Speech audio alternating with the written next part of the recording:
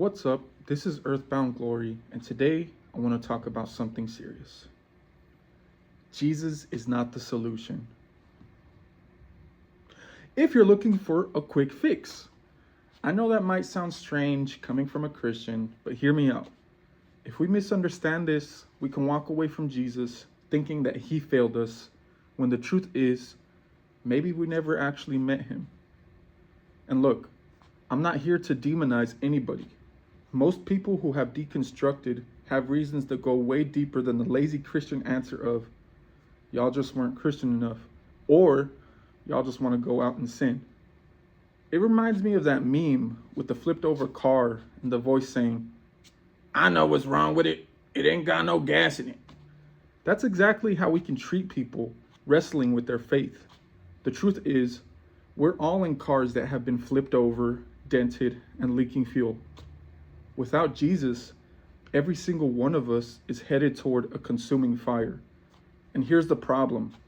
Instead of helping flip the car over, we stand there diagnosing, saying, it ain't got no gas in it, and then pour more gas over the wreck. We think we're fixing the problem, but we're just making it worse. Even when we do find Christ, the car doesn't instantly look brand new. The dents are still there. The windshield might still be cracked. But now, the one who knows every part of the engine is in the driver's seat, and he's the only one who can get us home safely. And look, I've been on the edge of deconstruction myself. I've seen friends, sometimes even pastors' kids, walk away completely from the faith. I've been hurt by the church deeply, but I kept showing up, not because I'm stronger, but because I had nowhere else to go. I'd already tried everything else: drugs, witchcraft, chasing money, chasing every spiritual and pleasure high I could find. All of it left me emptier than before. When I finally encountered Jesus, I didn't suddenly have all the answers. The pain didn't vanish, but for the first time, I had a hope that was bigger than me. So even when people failed me, I knew God was still real, and he was the only thing keeping me from completely flipping the car and setting it on fire. From what I've seen, leaving the faith is rarely about wanting to live wildly. Most people I've talked to who deconstructed were deeply hurt or had questions they didn't feel safe asking in church. Even people who genuinely loved God and served him can walk away. Not because their theology was weak, but because their pain was strong. And everyone's story is different. This isn't a one-size-fits-all explanation. I've heard some people say, my relationship with God was real.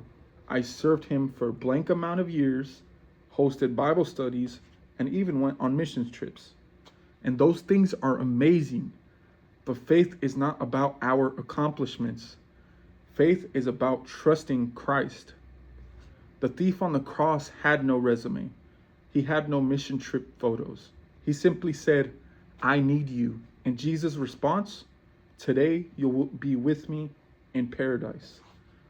Galatians chapter 2, verse 20 to 21 says, I have been crucified with Christ, and I no longer live, but Christ lives in me. I do not set aside the grace of God, for if righteousness could be gained through the law, Christ died for nothing. It's easy to turn ministry into self-glory. God, I've done all these things for you. Where's my reward? Where's my recognition? But it's not about us. It's about him. John chapter 15, verses 4 to 5 say, remain in me as I also remain in you. No branch can bear fruit by itself. It must remain in the vine. Apart from me, you can do nothing. We're called to simply abide. The fruit comes naturally by abiding. But Jesus never promised that it would be easy. In fact, in Matthew chapter 10, verses 34 to 36, he says, do not suppose that I have come to bring peace to the earth. I did not come to bring peace, but a sword. A man's enemies will be the members of his own household. He knows this message will not bring peace. In fact, it may even cause division within families. And since the word is a sword, You could even end up cutting yourself in the process.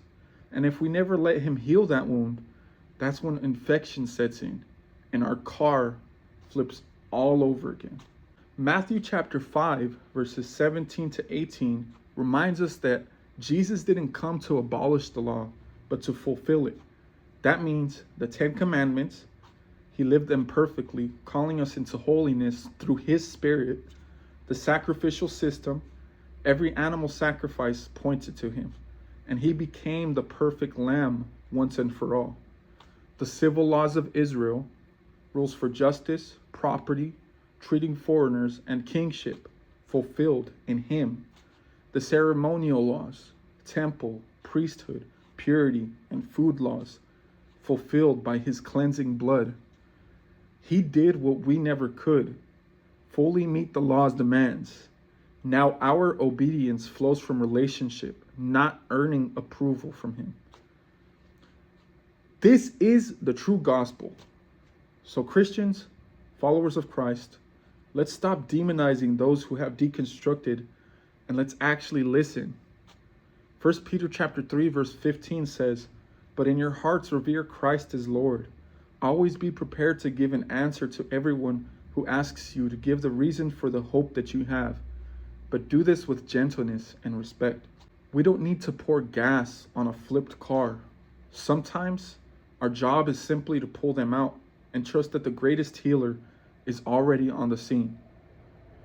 And for the skeptics or the deconstructors watching, before you walk away, ask yourself, are you rejecting Jesus or are you rejecting the version of him that you were taught?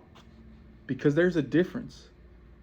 And this topic is really interesting to me because in all reality, I think deconstructors often take faith a step further by actually questioning what they believe. That kind of honesty can be the start of something deeper if it leads to us to the real Jesus. And what I mean by that is not just accepting what your pastor says. Make Jesus personal to you. Make Jesus a friend. Make Jesus a person that you actually speak to on a daily basis. Anyways, drop your thoughts in the comments. I'd love to hear your story.